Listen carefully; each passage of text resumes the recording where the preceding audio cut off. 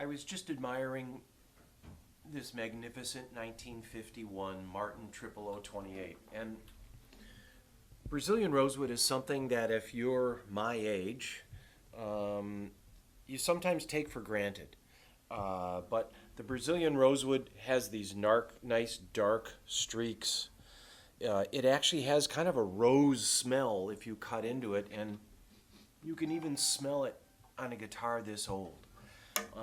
Brazilian rosewood only grows in the Atlantic coast of Brazil, and where it used to be fairly plentiful in the 1700s and 1800s, they'd use it for furniture, they'd use it for perfumes. As a matter of fact, Chanel number 5, one of the main ingredients in that very famous and very expensive perfume, Brazilian rosewood.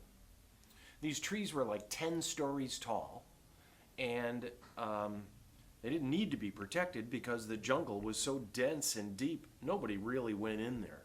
But as of late, the Brazilian rosewood forests are down to little tiny pods, these trees that are 10 stories tall, take about 10 people holding hands to get around them, and they are 700 to 1,500 years old.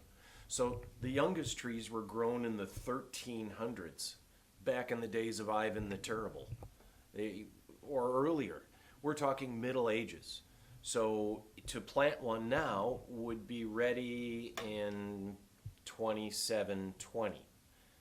So Brazilian rosewood is something, again, people in my age group, we've taken for granted.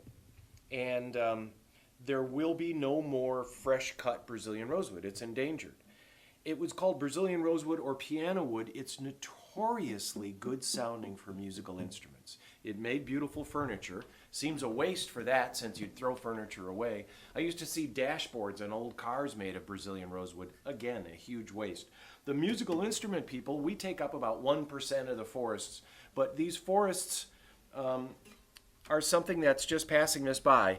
And something like this with its beautiful book-matched Brazilian rosewood is pretty rare and pretty precious.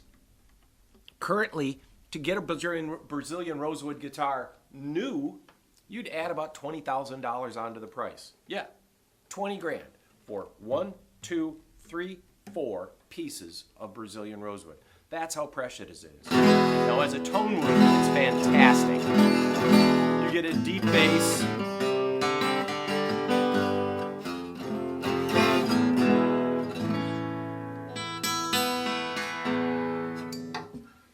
This 1951 00028, 00028 has the multiple buying just like a D28. This costs the same as a D28, by the way, just a slightly smaller body. That much wood didn't really make much difference to the price. So this 1951 00028, a slightly smaller guitar, a little easier to fit for most people. Really well balanced, all Brazilian. This is an all original guitar. There's not even a B string crack, and they call the B string crack right here at the edge of the pick guard because they lacquer over the pick guard. The pick guard would expand and contract and create a problem right along there just at the edge of the B string. This guitar is clean. It doesn't even have a B string crack. This guitar has virtually no fret wear. This guitar has a nice lightweight set of tuners. This guitar has no finish checking on the back of the neck for that snakeskin feel. This guitar is not weather checked hardly at all. For a guitar of this age, for a guitar that's 70 years old, this guitar is in magnificent condition.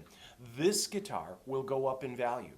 I'll say that flat out because I've seen them go up in value for the past 40 years. Back in the day, I would have sold this for $1,500 and people would have blown a gasket at how expensive it is. Right now, it's just under $11,000, and I think that's cheap. This guitar is the bargain of the store right now. The action is nice and light. I would raise the bridge saddle a bit if it was mine. I'd put a little heavier strings on it if it was mine, but it's not. I have it set up and I'm going to leave it just the way it is, and this is one of the best sounding guitars, best investment grade guitars there are.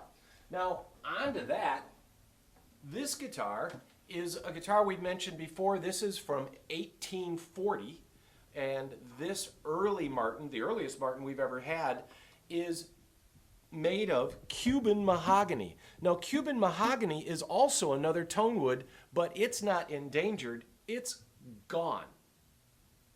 So Cuban mahogany grew on the island of Cuba.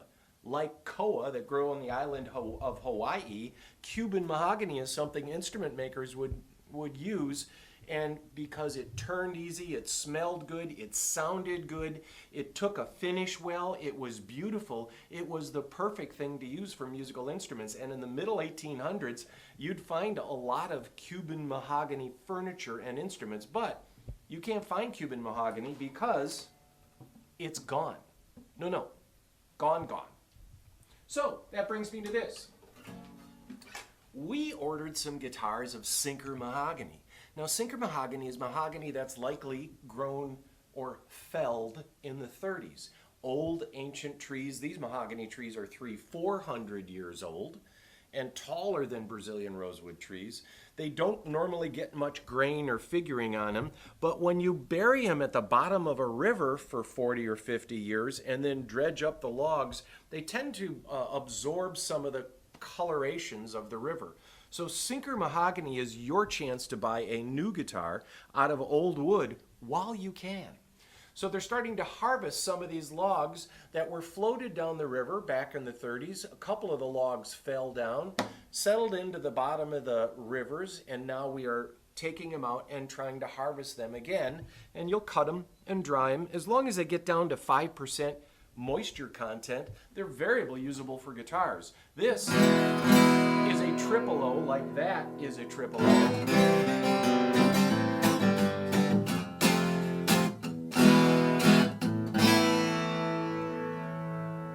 These are fantastic sounding guitars. We've aged the tops, scalloped the bracing, given the same shaped neck as you might see on a 50s Gibson or Martin. We have low mass tuners on here. I like them because they're easy to fix. I like to be able to take that off, clean it, re-oil it, put it back on, but I'm a geek. You'd probably just want to leave it and tune it.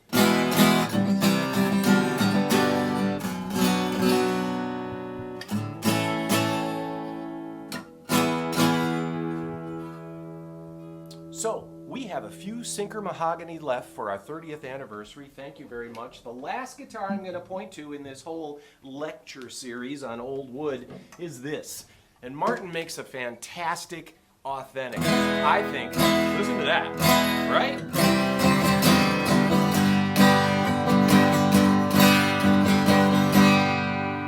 I'm sorry, what'd you say?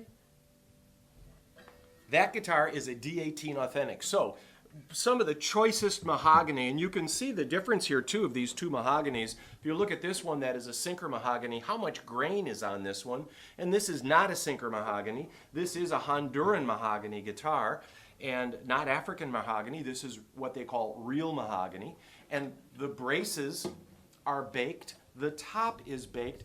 And the interesting thing on this is a D18 aged authentic. Now, we keep reordering these. We love these things because the aging is a thinner finish. So if you're looking at a D18 authentic, look at the age. Now, I don't want it to look like an old guitar. No, this is about tone. So they do age it a bit, so you don't really have to worry about putting a pick scratch in it.